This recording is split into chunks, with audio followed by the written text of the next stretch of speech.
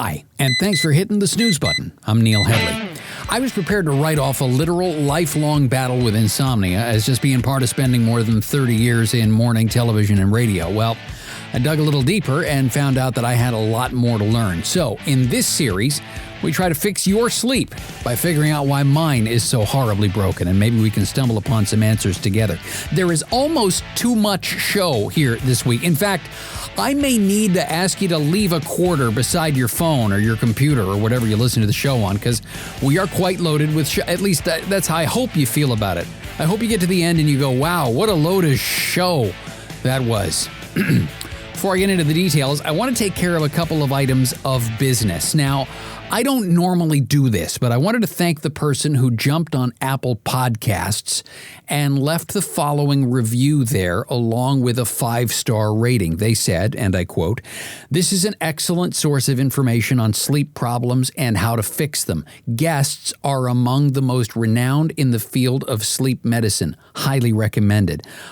If you're listening right now and those are your words, thank you. We aim to please. If you get something out of these episodes, there's a link on our website that I want to direct you to. If you go to thesnoozebutton.com, there is a link across the top that says reviews, feedback, and support. Could you do me a favor and click that link for me?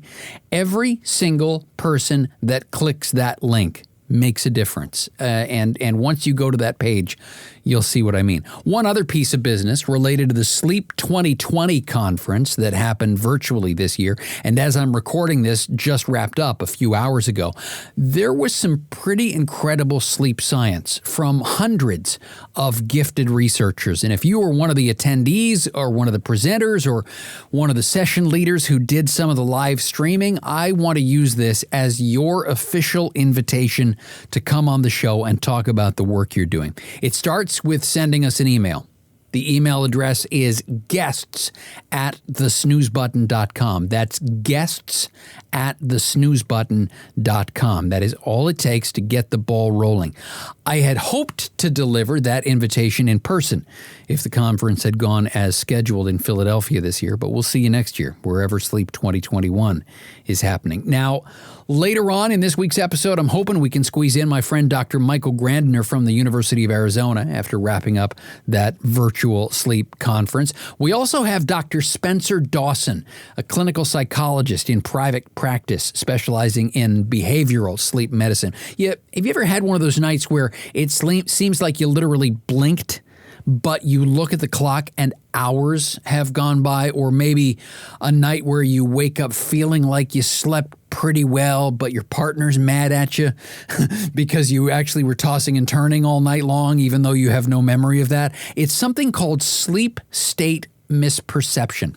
And we're going to get into that and a bunch of other topics with Spencer. Before any of that, though, I want to introduce you to Evo Terra, and let me introduce him this way. According to the My Podcast Reviews service by Daniel J. Lewis, there are currently 1,429,590 podcasts available in Apple Podcasts. That's not podcast episodes. That's 1,429,590 different shows. Evo Terra had show number 40. The 40th podcast ever produced belonged to Evo. Since then, he's done tons of shows. He's written the Podcasting for Dummies series of books and maintains his status as one of the all-time giants of the podcast industry. He took some time away from his current show, Podcast Pontifications, to chat with me about his battles with insomnia. Evo, everybody that has been on the show, including people that have been on multiple times, and I imagine it's annoying for them, they all get the same first question. So here it comes for you as well. How did you sleep last night? Does that answer the question? Is there a lot of frustration coming through there? Is that what I'm hearing? Yeah. Last night was a weird night, like many of my nights are going. I was compounded by other issues. It wasn't just me last night. How about that? I didn't sleep great, but it wasn't completely my fault this time. Wow. Okay. That's mysterious and vague. I like it. How much of that is a function of your entrepreneurial life? Because I think it was Seth Godin that first pointed out to me that in the world of the entrepreneur, there is no such thing as done. There is always the opportunity to answer one more email, to make one more call, to go through one more task list, etc. How much of whatever sleep stuff you run into is a factor of you just not being able to peel yourself away from your desk? Almost none over the last 5 years. Prior to that, almost all. So what do you do when sleep doesn't show up for you? What's your trick? Do you have a go-to? Not a reliable one when it doesn't show up. Again, it depends on how we want to discuss doesn't show up. Most of my sleep problems are staying asleep. I'll begin this conversation this way. So many years ago, when I was working in a digital advertising agency, running one of the big teams, the owner of the agency and I were simpatico on a lot of things, and we were both sharing some ideas of what it means to run a modern company in today. And one of the things that we both hit on the same time was that naps are really important. And I'd actually been a napper probably since the early 2000s. So how old was I then? So probably in my mid 30s, I started doing a midday nap. And it's great, especially when you're working from home. It's a way to kind of reset. You sit down and you set a timer for 20 minutes, just a 20-minute nap. That's all I need to take, 20-minute nap, and it's great. I can wake up, I feel refreshed, I don't feel like I'm super groggy, but my brain is recharged and says, okay, now you can switch gears from doing the thing you do all day to make money, and now go do the thing that you do all night to have fun, right? Just all the little side projects and all the podcasting stuff, all those sorts of things. So napping really helped me. And when I got to this agency, we actually had a nap room. We had a nap room. Yeah, I had to do double duty as a supply closet, but there was... We had a massage therapist that would come in the office a couple of times a month, and we wound up buying a massage table and just left it set up in the supply closet, which is a very large supply closet, for people who wanted to nap, which was almost exclusively me. Okay. Every day, usually, well, I shouldn't say every day, probably 3 days a week, I would eat a little lunch and then go take a 20-minute nap. Set it on a little timer on my phone and wake back up and go by the rest of the day. And it was wonderful. It was wonderful. And I'm leading somewhere with this story. So my problem today, 10, 15 years later, whatever it's been since I was doing that, my problem today is that, or my problem last night, now I go to sleep relatively quickly, but my body, if it's woken up before 20 minutes, my body says, oh, that was your 20-minute nap. Time to get up and do the rest of your day. And so getting back to sleep after that happens, it could be 10:30 at night and I've only been asleep for 15 minutes. My body says, you're done for the night. Yeah, that's not fun. Wow. That's a new one. I thought I'd heard a ton of them. That's new. There are countless stories of people who wake up multiple times a night, whether it's bathroom or this or that or the other, and have trouble falling back asleep. But I haven't run into one before where it's, if I don't get into the deeper stages of sleep early on, I'm screwed. That's interesting. So yeah.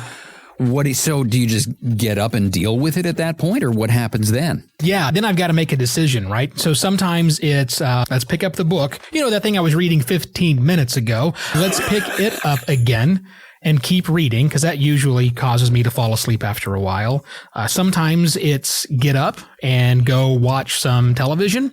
Usually put on some mindless 1960s weird foreign drama, which is fun, but I'm not invested in, so that when I get a little groggy, I can just nod off right there on the couch. Sometimes it's redose. I have an herbal remedy, I believe, which we spoke of, which helps me get to and stay asleep, which basically makes me go to sleep. So sometimes I will enjoy more of that herbal remedy and see if that has an effect.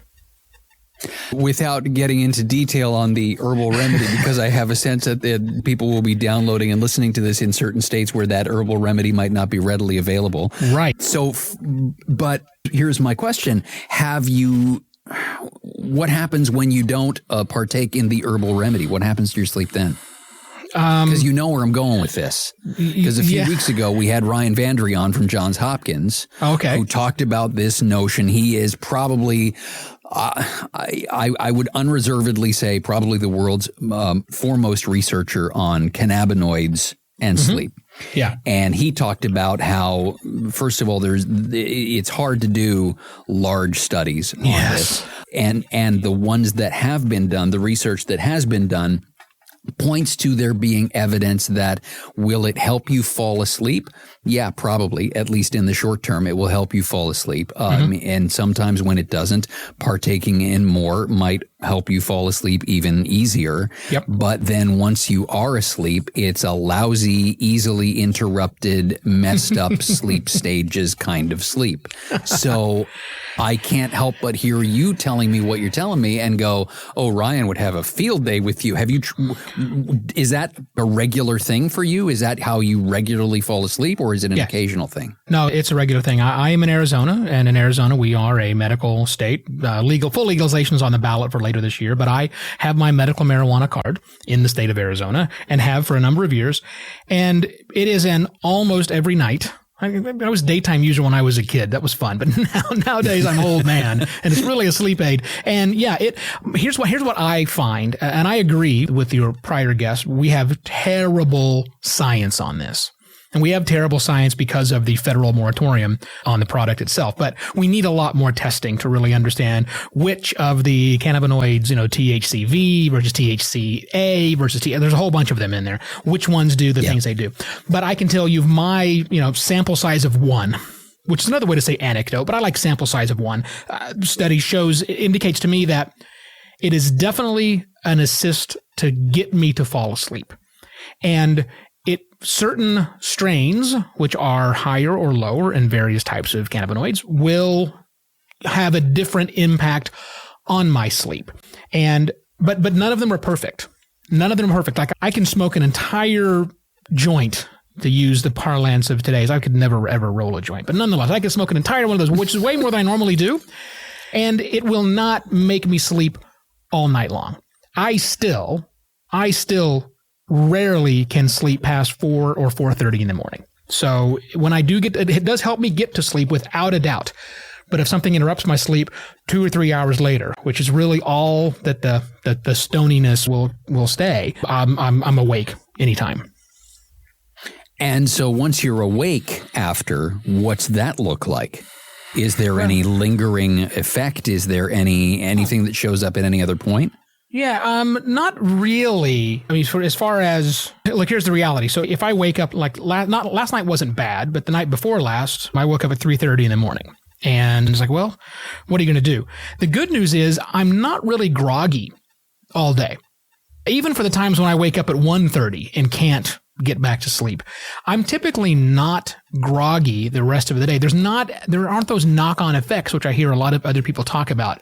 I'm ready to go to bed at 8:30 that night, sure. But I'm usually looking at bed between 8:30 and 9 o'clock anyhow. That's my normal rhythm. Says, hey, it's dark outside. You should be going to bed. And as soon as it starts to think about being light, I'm obviously gonna wake up.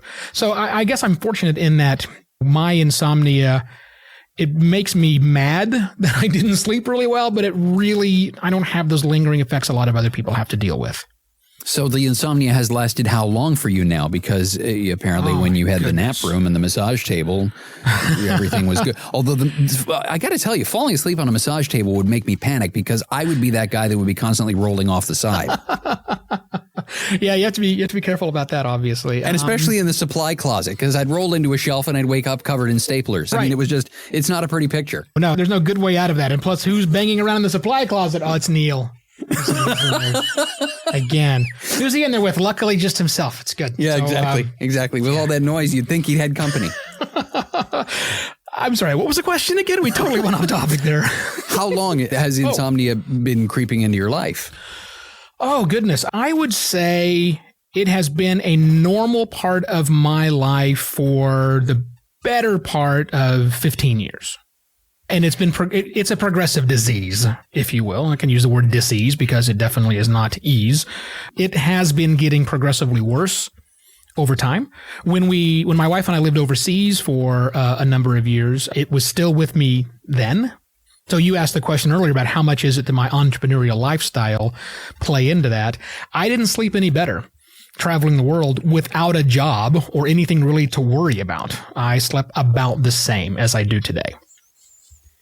Interesting. Okay, so herbal remedy. That wasn't available as I was traveling the world. I'm sure it was available when I was traveling the world, but the Arizona medical marijuana card isn't much help in Copenhagen. So in a clandestine fashion, one would have to come across their herbal remedy. Alternate sources. Yes. Yes, exactly. Okay. So how did that creep into your day-to-day existence then? Where is it just an idea that you thought I should try this? Was it prescribed to you? And talk to me about the mechanism of that. Where did that all go? Sure. So cannabis affects different people differently. And it also, as we talked about earlier, depending on what products are in there, which strains are high in certain levels. But it has almost always universally made me sleepy. I don't get giddy. I don't get paranoid. I don't get any of the things you normally think about with that. But for me, it is always very much a depressing down, mellowing out, removing stress, not caring about a lot of things, and ultimately falling asleep. But I've noticed that from when I was dabbling in it as a teenager. I noticed that was what it did for me. That's so when Arizona became a medical state, and I thought, well, maybe I should try it for that. And that's in fact why I got my first medical card, is on the idea of having insomnia. And they said, sure, because the doctors that give out marijuana cards are fake doctors. Let's really face it. That was my reason to get there. And yeah, I swore by it because and I think the only reason is that it certainly, at least in my case, helped me fall asleep faster. I wouldn't say that it let me stay asleep much faster though. Okay, so you and I are not of entirely dissimilar vintage. Like the way I said that? I do like the way you said that, right. So do you, when you tell me that your sleep is getting progressively worse, and that it sounds like you are frequently coming up with nights where you banged out 4 hours or 5 hours of sleep, what's your level of concern about that? Where are you on that? I'm okay. I've accepted it. It's the way things are. There are certain times when I can sleep a lot longer. I pick up my nap during the day. Sometimes that helps a whole lot. But I've always been a little weird. So I grew up in the country. I'm a country boy, grew up on a farm. And when you grow up on a farm, you have to get up in the morning and go do things, because you either do it during the daylight hours, you do it during the dark hours. It's really up to you. So I've always been the kind of person that rises early, even going out camping. If my family and I go, which we don't do anymore, but years ago when we used to do that, I will be awake as soon as the sun starts lightening the horizon. It really doesn't matter. I always do that. So I've never been, I probably was as a kid. From what I can remember, even as a teenager, I wasn't the one that would sleep until 2:00 in the afternoon. I was always up early just because I had to. So maybe my body's just wired to do that. Interesting. Okay. So not everybody that's in the same boat as I am is in the same level of panic that I am about not getting the recommended amount of sleep, et cetera. Yeah, certainly not me. I mean, to me, it's a resignation. My mom, she's usually up at 3:30 in the morning every day, and she always has been. And yeah, it's just my wife will sleep all day. Given the opportunity, she is one of those who could just sleep forever. Like on the weekends, when I leave the bedroom around 4:30, 5 o'clock, I close the door quietly. She has earplugs in, and I go do the things I do for 4 hours until she gets out of bed. But it's just become a routine with us. My friends on the East Coast know that they can reach out to me like at 6 o'clock their time. I'm probably awake. They're probably not going to bother me. So, yeah. I will keep that in mind, and I will do my best not to bother you. But I tell you what, I appreciate you making time for this. Sure. Because you and I in some email exchanges have batted this around a little bit, and it was definitely something that I wanted to explore a little bit further. So I appreciate you having a few minutes to kind of walk me through certainly the genesis of how it became a part of your day-to-day routine, and what the impact of that has been all along. Evo, thanks. You're welcome, Neil. Thanks for having me on. That's Evo Terra, the host of Podcast Pontifications. From Evo, we go to Dr. Spencer Dawson, a clinical psychologist in private practice specializing in behavioral sleep medicine. Spencer, I am told that you listen occasionally to episodes of the Snooze Button podcast, and so this very first question is not going to come as much of a curveball to you, and no pressure. I kind of know that you've had some time to prep your answer, so here it comes. Spencer, how did you sleep last night? Oh man! Not only was I expecting it, it was on my mind last night, and I think it actually messed my sleep up a little bit of performance anxiety. Right? So yeah, it was, compared to a normal night, I had a little bit of trouble falling asleep. Also, we have a new puppy who was, requires a little bit of attention, so you kind of got half an ear open for that. But after that, I fell asleep just fine, stayed asleep, and woke up feeling pretty all right. Puppies and babies mess with people's sleep like I've never imagined. Now the puppy, I'm assuming, and no judgment here if I'm wrong, puppy is probably either crated or sequestered somewhere else, or did you fall victim to the same thing that we did when we got our puppy, which is, we don't want to leave her alone in the house. She needs to come and snuggle in the bed with us, which then led to its own special brand of insomnia. Yeah, no, we've been crating him. We had one night where we let him stay out, but we have a grown dog who can stay out, and he just stays in the crate overnight, and that works out just fine. He's pretty comfortable with it. The crate's in the bedroom anyway, so if he needs to, whine because he needs to get up to, have a potty break in the middle of the night, he can do that. So for you, so for example, dog needs potty break middle of night. What does Spencer do when Spencer gets back to bed? What do you do on nights when sleep is an interesting challenge? Yeah, that's a good question. If sleep is a challenge, and for me, thankfully, usually it's not, what I'll do is I practice what I preach. I get up out of bed. I'll do something relatively relaxing for me, and basing that on what's relaxing for me isn't necessarily relaxing for other folks. But I'll get up and do something, and once I start feeling, like I could nod off again, back to bed. I want to tell you about, because this will springboard into something that I know is right in your wheelhouse. I want to tell you quickly about my first sleep lab that I did at Sunnybrook Hospital in Toronto. And I won't bore you with the story about my periodic limb movement index of 82. What I will bore you with is the details of when I got the numbers back from my sleep doctor, Mark Boulos. And my perception of that night was that it took me forever to fall asleep, and that I was awake for probably about 2/3 of the night. Cause I have a bunch of memories of different things that happened over the course of the night. And so when I found out from Mark that I fell asleep within, I think it was 25 or 30 minutes, and that I was asleep for something like 90% of the night, I was stunned, because that didn't line up with what my personal recollection of the night was. But apparently, I'm not unique. Yeah. So, it's a fascinating question. This is something that got on my mind. I got my entry into the sleep world as a research assistant at the University of Michigan, and running research studies overnight. So not clinical folks, but doing studies to try to better understand sleep. And we run the EEG overnight. I would be there watching, literally seeing them sleeping. And then in the morning, we'd always have them fill out the same form. How long did it take for you to fall asleep? How long did you sleep? And I don't know how many times, probably quite often, there was a pretty big discrepancy between what I saw with my own eyes and then, what people were telling me in the morning. So your experience falls, right in line with what I've seen so many times. And they call that sleep state misperception, right?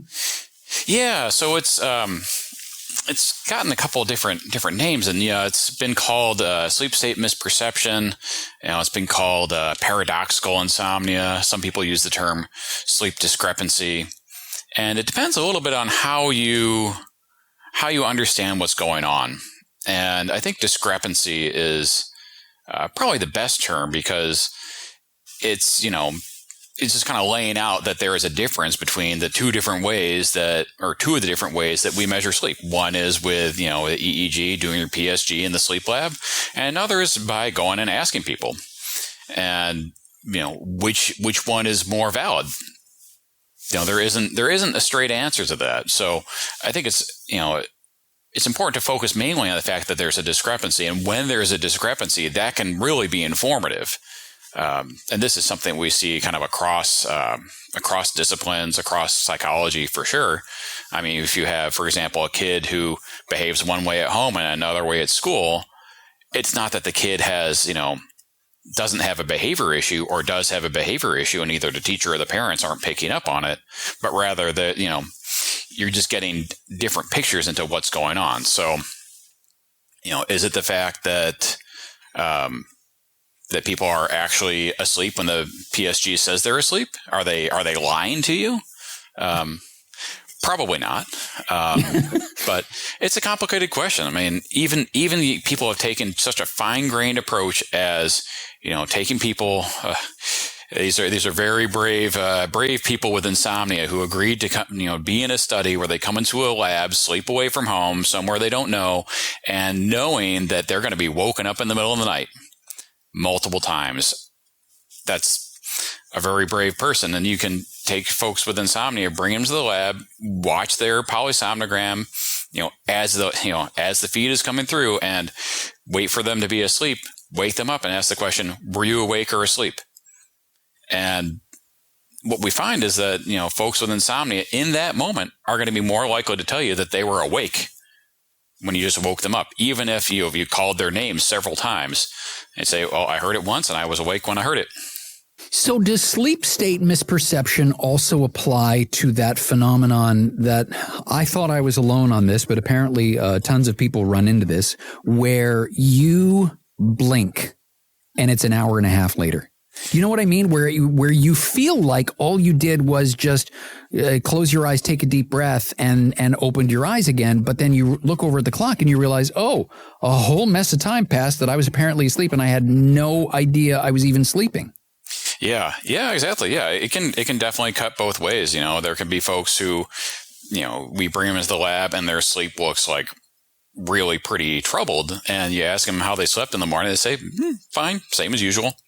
So yeah, it really can cut both ways, and it's such a hard thing to answer the question, how long did you sleep last night? How long were you awake? How long did it take for you to fall asleep? Because when we fall asleep, our brain, doesn't actually turn off, but our consciousness does most of the time.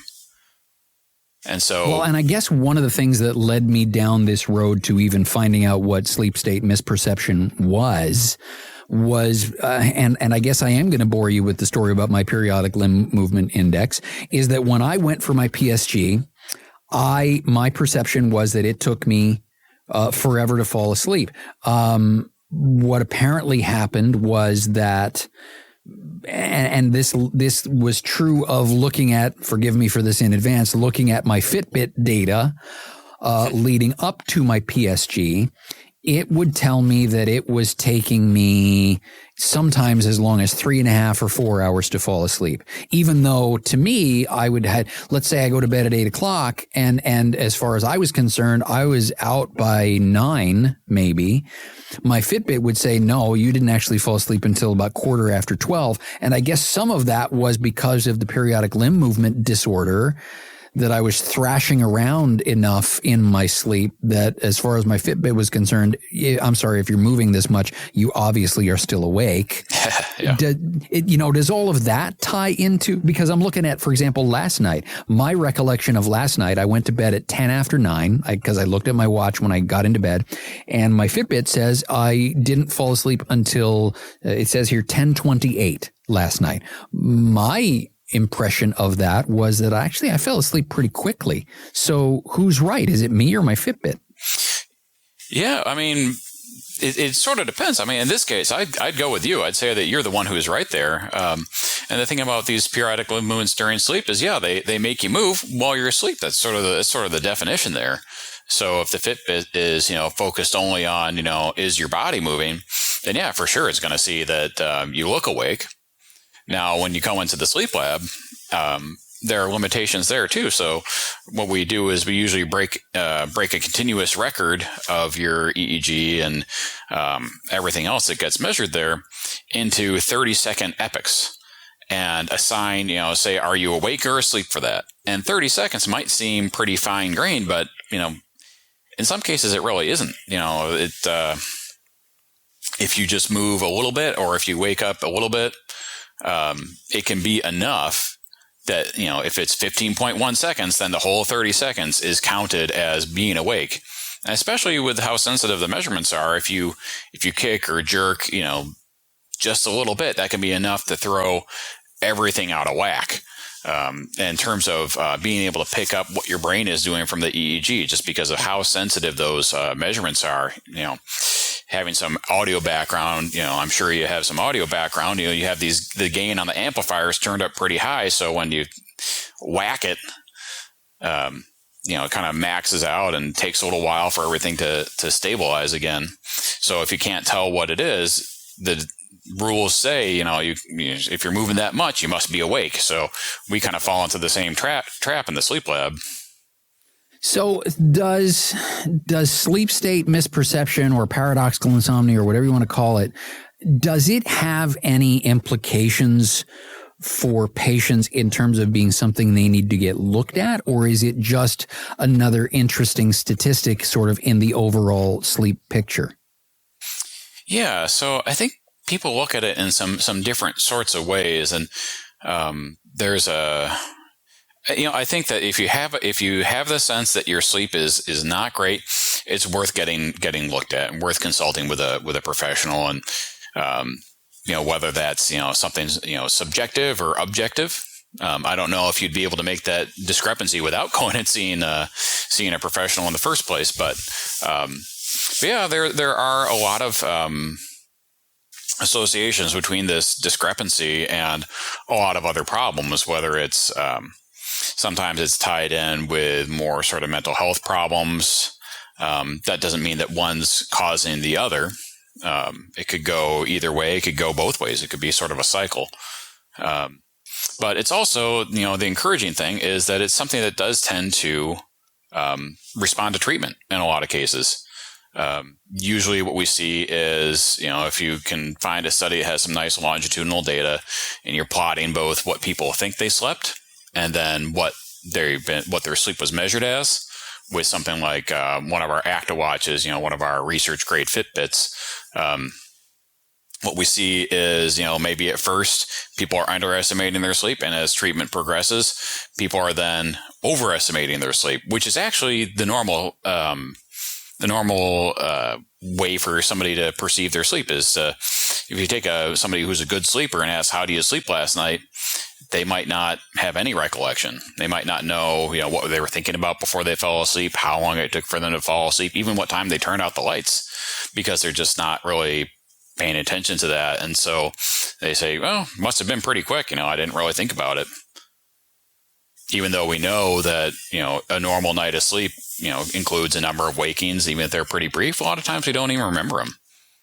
Yeah, it's funny. I see people on whether it's Facebook or Reddit or wherever who claim, a sleep efficiency of 100%. Oh, I fall asleep the minute my head hits the pillow, and I don't even wake up once until my alarm goes off in the morning. I'm like, no, that's not how it works.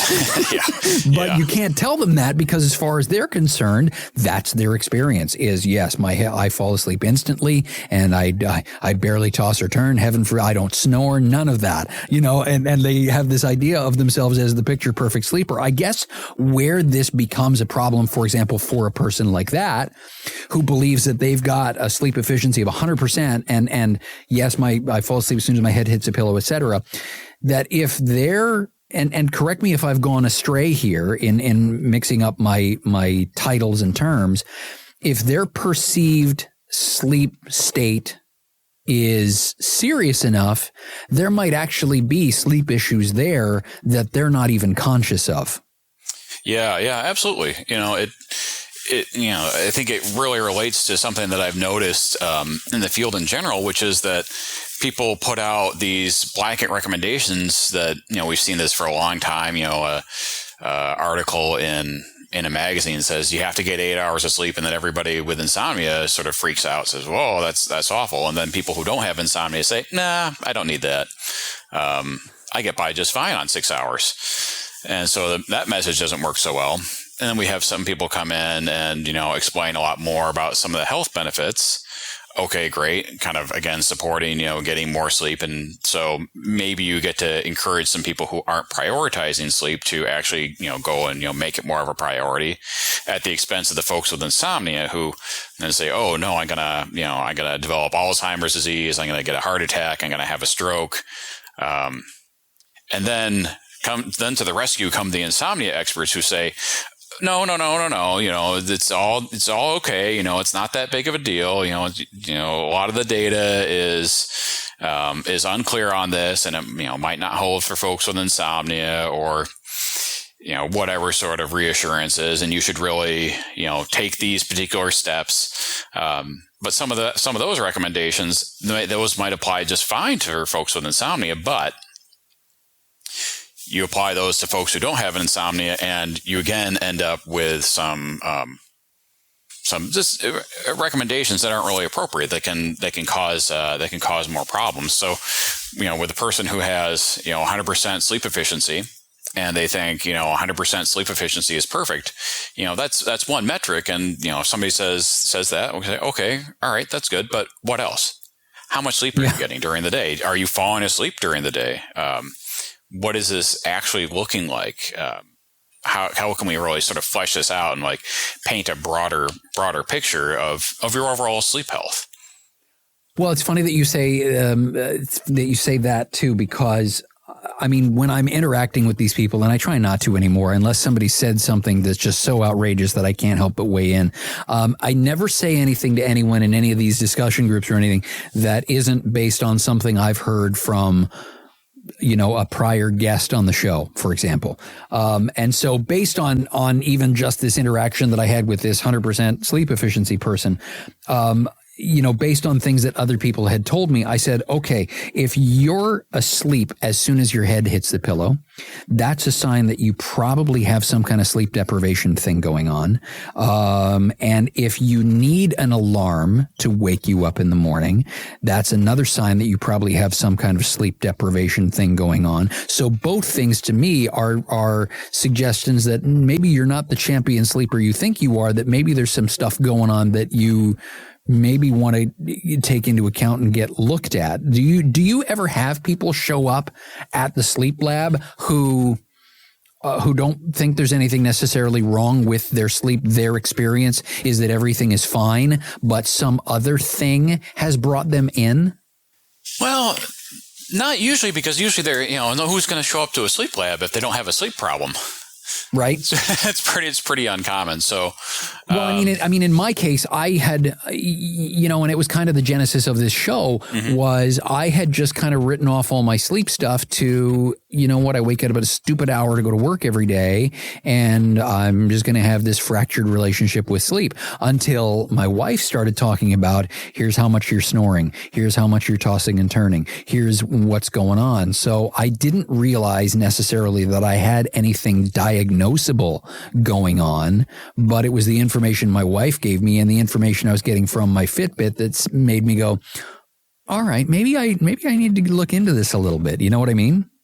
Yeah. I think that can be a pretty common experience. It can be, like you said, a bed partner, for example. I think a lot of times it's the wife who gets the reluctant husband to go get some of his health stuff checked out. For so much more than just sleep.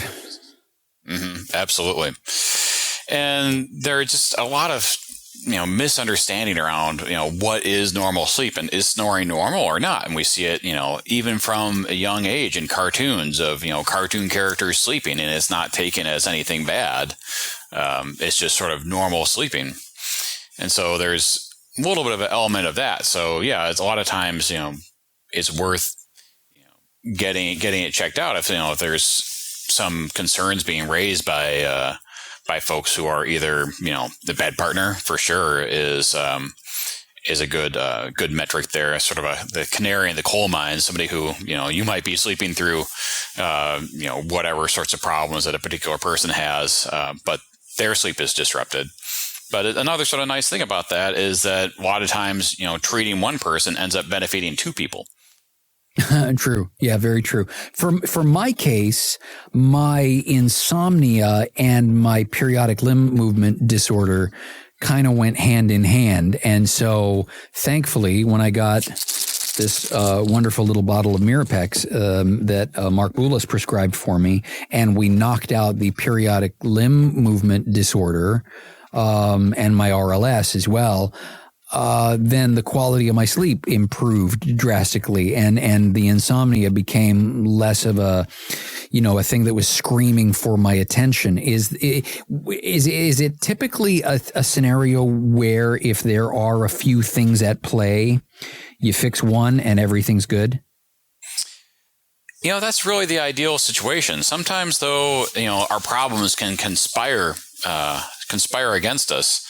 So, one something that's actually pretty common and was originally identified, back in, I think it was the 70s, the co-occurrence of insomnia and sleep apnea. And previously, people thought that this was impossible. How, if you had sleep apnea, could you also have insomnia? Yeah, because don't you have to be sleeping to have the sleep apnea? Yeah, you do. So people with insomnia, they still do sleep. They just have a hard time falling asleep, hard time staying asleep, or one or the other, or both. And then I think part of the issue came down to how sleep apnea originally kind of came to the attention of the pioneers in the field before we had a term for sleep apnea. And a lot of the reason why they were coming in was because they can't stay awake. They're falling asleep all the time. And so, okay, you're falling asleep all the time. Let's go see a sleep doctor. And so that became sort of one of the cardinal symptoms of obstructive sleep apnea syndrome. So syndrome being sort of a combination of things. So not only are you having breathing problems during the night, but then during the day, you have excessive sleepiness. You can't stay awake. So how could a person who, falls asleep as soon as their head hits the pillow, has no recollection of waking during the night, can sleep for hours, can sleep for more hours during the daytime? It's just like, how could that possibly be any more opposite from a person with insomnia who can't fall asleep, can't stay asleep, can't sleep even during the daytime? Sure. So what they found was that, you can have these insomnia symptoms, and then when you do fall asleep, you're having sleep breathing problems too. But instead of becoming, a person who's very sleepy, you kind of go a different direction.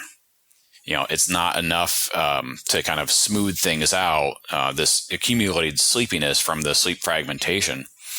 So it's a little bit of a kind of an interesting scenario where, you can have the same sort of respiratory difficulty, but how your sleep responds and your daytime sleepiness and daytime functioning, how that responds can be a little bit different person to person.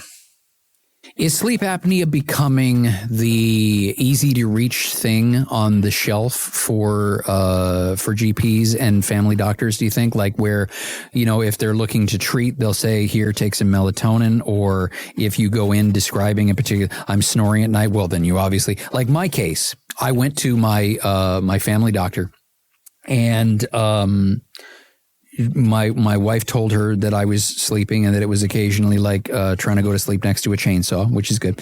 It's a fair description. I probably earned it. And the doctor immediately said, "Oh, well, that's textbook sleep apnea. You need to go and get a test at a sleep lab." And then I go for my test and I find out, no, I have very, very mild sleep apnea. And so is it a thing where, and this is becoming a recurring theme on the show lately, because a whole ton of time isn't spent in med school on sleep disorders, is it that sleep apnea becomes the thing everybody reaches for?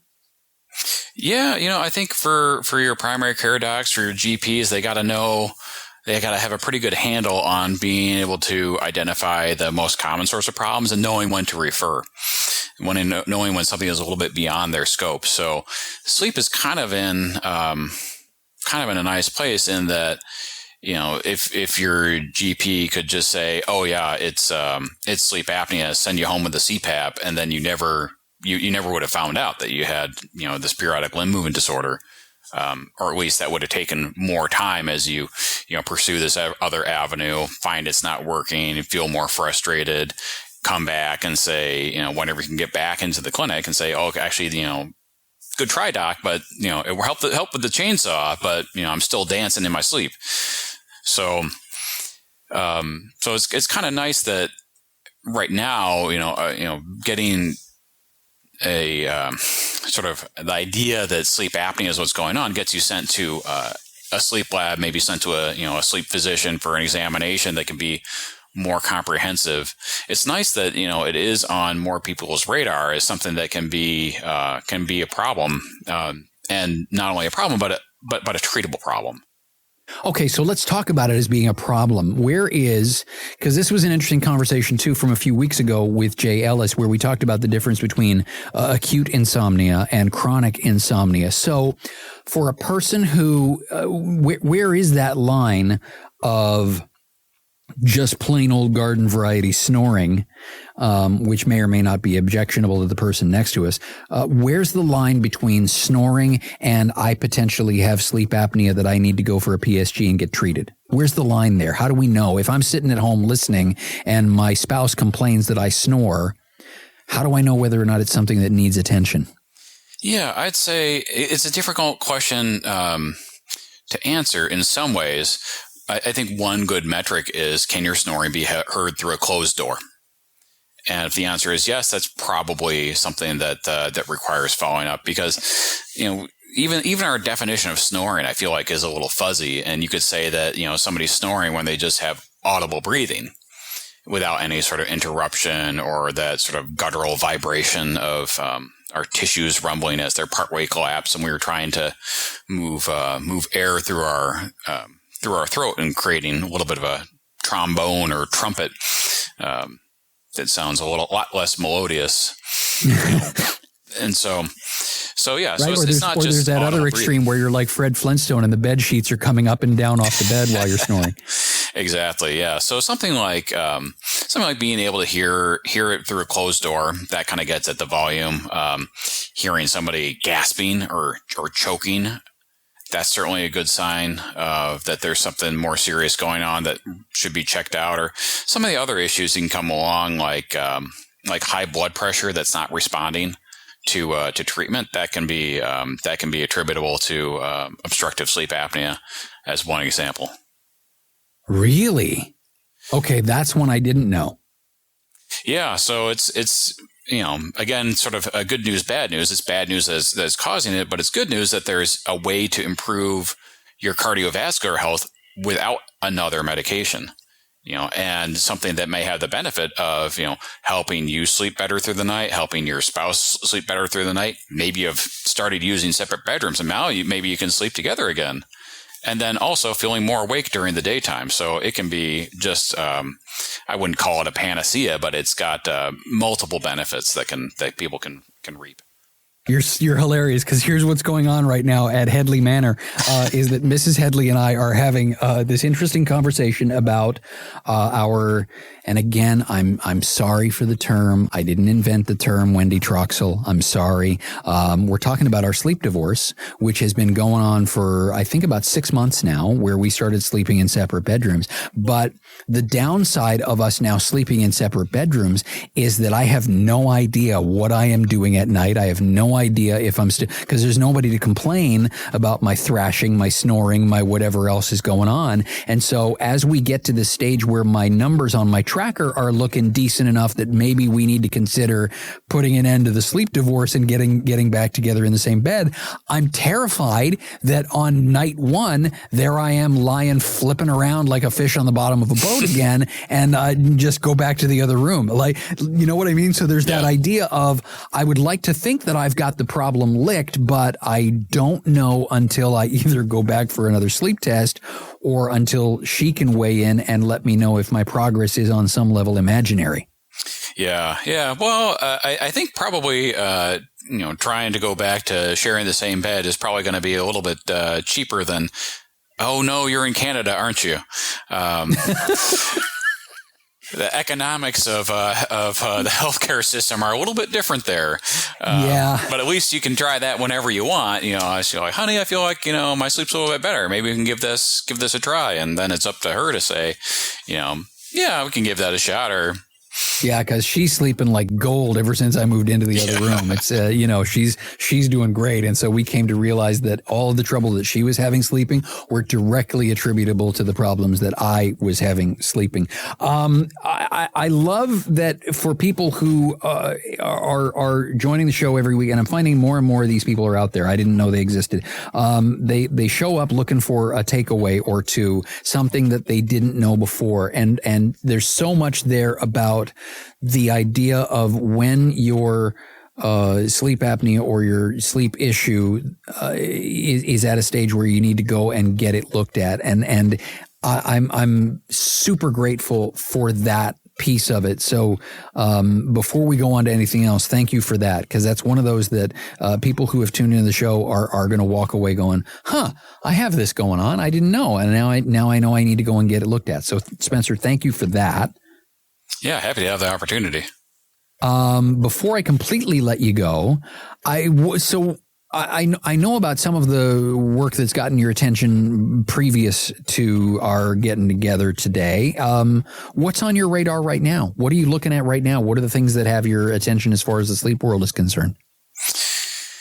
Yeah, that's a good question. So there are a couple of things that I think are either brand new, no, probably not brand new, because the research world moves pretty slowly. But some of the things that I think are really interesting are in the space of narcolepsy and hypersomnia. So kind of the opposite sort of problem in a way, where some of the work I was involved with on my postdoc was developing ways to help folks in a non-medication approach, not as an alternative to medication, because these are medical disorders that require medical treatment, but helping people cope with the reality of living with a chronic sleep disorder that leaves them kind of sapped of energy and having really just generally a hard time with life, especially if you consider that these folks with narcolepsy or hypersomnia, again, getting back to the issue of, maybe your GP, the only thing that they know is obstructive sleep apnea and maybe insomnia. And somebody comes in, they have something going on with their sleep, and they say, well, it's got to be one of those, or it's got to be, you can't stay awake during the day. Oh, it's probably depression. And so what you see for folks with narcolepsy is the average amount of time between when they start having their symptoms and when they finally get a diagnosis is about 7 years. Wow. So they're living with, being very sleepy during the day, having a hard time staying awake, focusing, concentrating, any of these sorts of things. And what does that do to you as a person? You say, I can't function, I can't do things. And, my doctor says it's fine. There's nothing wrong with me. It must be who I am as a person. So it can take a pretty significant toll on a person's self-concept. So all of a sudden now you do get that diagnosis after an average of 7 years, sometimes faster, sometimes slower. Mm-hmm. But your whole sort of self-esteem and where your life has gone or not gone as a result of the challenges you faced, just because now you have a medication that, ideally, helps you function a lot better than you did before. It still sort of leaves these scars to an extent, or even for a lot of folks, they still have some amount of challenges, even if things are a little bit better. So kind of helping people with that, I think, is really part of the goal there, because the sleep doctor, they can help with the sleep, but they can't really help with coping with the illness. And then you go to a mental health professional and they get as little or less training in sleep as our GPs. And so they don't know anything about how to help that. So this work being led by Jason Ong is really focused on trying to provide what I think is going to be a really beneficial service for folks. Well, and if a conversation about narcolepsy has piqued your interest, it's worth pointing out that our friend Julie Flygar is coming back on the show in a few weeks, because we are rapidly approaching World Narcolepsy Day, which is September the 22nd. And so Julie and I are already at the point where we're swapping, emails and whatnot, trying to figure out what we can do for World Narcolepsy Day here on the show. But she is definitely definitely going to be involved in some way or another, because you're absolutely right in that it is a disorder that not nearly enough people, myself included, up until when Julie first joined the show a couple months back, I knew nothing about narcolepsy other than the ridiculous scenes that showed up in movies, that are just as ridiculous as the Fred Flintstone sheets levitating off the bed because he's snoring so much. And so Julie provided a terrific education there, and there's a lot more to learn, and I'm excited about talking about it here on the show in a few weeks as well. But Spencer, it's a treat. I'm glad you had some time for this today. Tons to learn and tons to take away from it. And I always appreciate when I walk away from these. It's like you and I talked about as we were getting set to get rolling, where I said to you, I don't know ever on this show what the second question is going to be until I've heard the answer to the first question. And I love these episodes where I walk away from stuff and I'm able to go up to Mrs. Headley and go, did you know this? And she's like, no, really? So thanks for some of that. I guess they call them light bulb moments still, but thanks for bringing those this week. Yeah, it's been my pleasure. There you go, Dr. Spencer Dawson from BetterSleepBloomington.com. We'll post a link for Spencer. We'll post a link for our friend Evo Terra. All that's in the show notes and on our website. Our website's where you can also find that link we mentioned about reviews, feedback, and support that I would very much like to ask you to go click on. And again, if you were part of the 2020 Sleep Conference this year, Sleep 2020 Conference this year, I want you to send me an email. The email address again is guests@thesnoozebutton.com. Guests@thesnoozebutton.com, because there was so much great sleep science that was part of this year's event. And if you were one of the researchers who was presenting, we want to shout to the world about the work that you are doing. So again, guests@thesnoozebutton.com. More great guests for next week coming up, and Michael Grandner will be back as well. But in the meantime, my name is Neil Headley. Hey, get some sleep, would you?